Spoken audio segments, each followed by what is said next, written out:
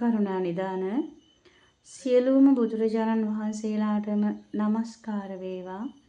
ශ්‍රද්ධාවන්ත පින්වතුනි, ඔබගේ මනස පිරිසිදු කරගන්නා ආකාරය ඊ타ම මනවින් යම් කෙනෙක් පෙන්වා වදාළා නම් ඒ ශාස්ත්‍රූන් වහන්සේ පමණයි.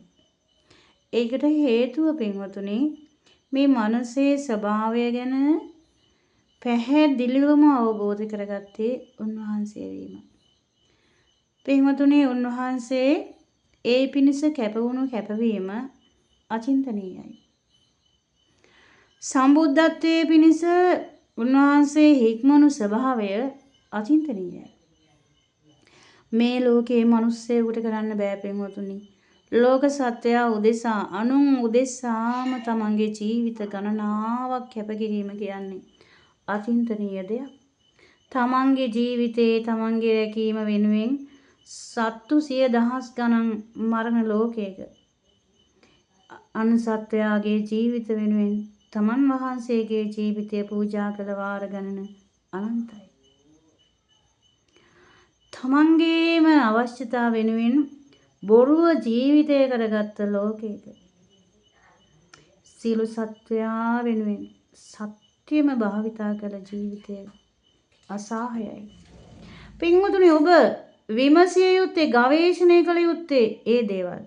පරමාදර්ශී කරගත යුත්තේ ඒ දේවල්. උන්වහන්සේ බෝධිසත්ව ජීවිතයත් පරමාදර්ශී කරගන්න නෙවෙයි, සම්බුද්ධත්වයට පත් වුණාට පස්සේ ඒ ජීවිතයයි උන්වහන්සේ සත්‍යයට පරමාදර්ශී විදිහට පෙන්වා වදාළේ. පින්වතුනි, පවිත්‍ර ජීවිතය සිසාරාම පැවතුනේ ඒ චින්තනයේ පිරිසිදු කරගන්නා වැඩපිළිවෙලයි. සියලු සත්‍යයට හිතානුකම්පාවෙන්, කරුණාවෙන්, දයාවෙන්, මෛත්‍රියෙන් කටයුතු කරා නම් ඒ ශාස්ත්‍රඥ වහන්සේගේ ජීවිතයේ බෝධිසත්ව ජීවිතයත් ඒ වගේ. අනුන්ට පිහිට වීමයි ඒ ජීවිතය වුණේ. ලෝකයා උදෙසාමයි උන්වහන්සේගේ හැම හුස්මක්ම ගෙවුනේ. හැම හුස්මක්ම හෙළුවේ. උන්වහන්සේ සම්බුද්ධත්වයට පත් වෙනවා කියන අදිෂ්ඨානය ගත්ත වෙලාවෙ ඉඳලා පින්වතුනි, තමන්ගේ ආත්මාර්ථකාමීත්වය උදෙසාම වේදිකාම සේවනය කරන ලෝකයක කල්ප කීයක් නම් බවසර ජීවිතය ගත කරාද? තමන්ගේ සැපේ උදෙසාම වෙහෙස මහන්සි වෙන ජීවිත දකිද්දි පින්වතුනි, උන්වහන්සේ ලෝකයාට කොච්චර පිහිට වුණාද? අද බලන්න පින්වතුනි, දන් හැන්දක් දෙන්න මිනිස්සුන්ගේ හිත නැවෙන්නේ. ඒ වුණාට ගොඩනැගිලි හදන්න, කාමභෝගී යාන වාහන ගන්න, ඒ දේවල් කරන්න මිනිස්සුන්ගේ හිත නැවෙනවා. පුරාණේ වළඳනවා කියන්නේ විශාකාව. ඒ කියන්නේ ඒ පෙරපින භුක්ති විඳිනවා. හැබැයි අලුතින් නැහැ. ඒ වගේම ධර්මයේ තියෙනවා එක ඇසක් පේනවා, එක ඇසක් පේන්නේ නැහැ කියලා. ඒ කියන්නේ තමන්ගේ මේ ජීවිතය සකස් කරගන්න පේනවා. නමුත් හිත දියුණු කරගන්න පේන්නේ නැහැ. ප්‍රඥා ඇස නැහැ. ඒ වගේ පින්වතුනි, අද එන්න මේ ස්වභාවය සකස් වුණේ අපිට ලැබුණු අධ්‍යාපන ක්‍රමයක් ඒ විදිහටම සකස් වුණ නිසා. අනුන්ට පිහිට වෙන ක්‍රමයක් නෙවෙයි අධ්‍යාපනය උනත් තිබුණේ. එකිනෙකා තරඟ කරගන්න එක. ගිය දවසේ ඉඳලා එකිනෙකා හඹාගෙන යන ක්‍රමයක්. මොකද ඒ තුලින් තමයි සතුටුුනේ. අනිකා පරයලා තමයි සතුටුුනේ. අනිත් කෙනාට වඩා ඉහළින් තමන් අනිත් කෙනා එක කාමරයක් ගෙවුවොත් තමන් කාමර දෙකක් ගහලා, අනිත් කෙනා පොඩි ගෙයක් ගෙවුවොත් තමන් විශාල ගෙයක් ගහලා, ඒ වයින් තමයි සතුටුුනේ. අනිත් කෙනාට වඩා ලොකු වාහනයක් අරගෙන, අනිත් කෙනාට වඩා ලොකු රූප වාහිනියක් අරගෙන, ඒවා තුලින් තමයි සතුටුුනේ. ඒ කියන්නේ බින්දුන සතුට මොකක්ද කියන එක. ඒ මිනිස්සු සතුට වෙලා තියෙන්නෙම අර කෙලෙස් එක්කමයි. දැන් ඔබ අහලා ඇති ශාස්ත්‍රඥ වහන්සේ කල්පනා කරන්නේ මෙහිම කෙලෙස් එක්කම සතුට වෙන ජනතාවකට දහම දේශනා කළොත් වෙහසක් විතරක් ඇති වෙයිද කියලා.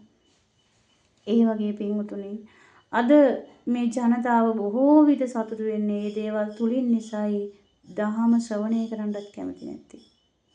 ඒකට හේතුව ඒ දහම ශ්‍රවණය වෙද්දී ඒ අයගේ අර කෙලෙස් නිසා ඒවා එක සතුටක් ලැබෙන්නේ. සතුට වෙන පැත්ත වෙනස්නේ.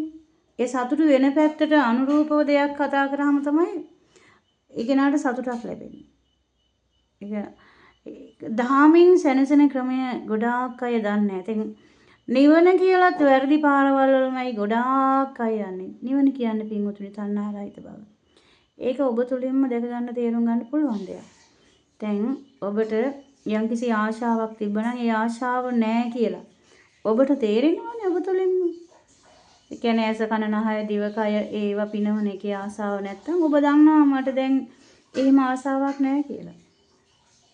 ඒ වගේ මේ සංසාර ගමන කිරී ආශාවක් නැත්තම් ඒක ඔබම දන්න දක්න දෙයක්. ඒ සමේ නිවීම කියන එක කොහොමවත් ඈතක තියෙන දෙයක් නෙවෙයි ප්‍රායෝගිකව දකින්න පුළුවන් දෙයක්. ඉතින් නිරන්තරයෙන්ම අපි මේ ධර්මයේ දේශනා කරන්නේ ඔබට නිවීම පිණිස. ඒක අමාරු දෙයක් නෙමෙයි පින්වතුනි. නමුත් කෙලෙස් වලින් බරිත වෙලා නිසාම වැහිලා. සියලු දෙනාට ප්‍රඥාව පහළ වේවා.